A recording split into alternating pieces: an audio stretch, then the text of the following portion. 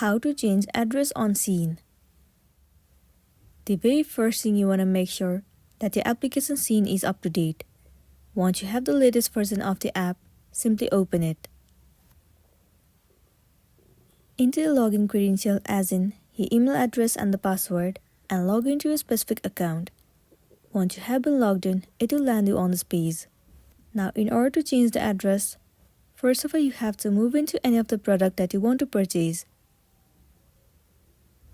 Select the size and the type and then tap on Add to Cart at the bottom.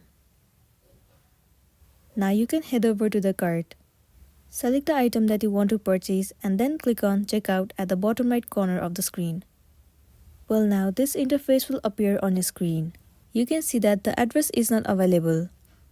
So you can simply enter your specific address.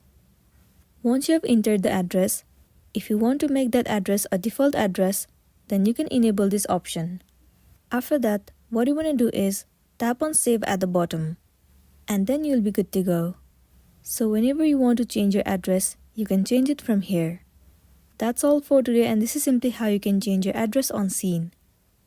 Make sure to smash the like button and consider subscribing if you found this video helpful. We'll see you in the next one.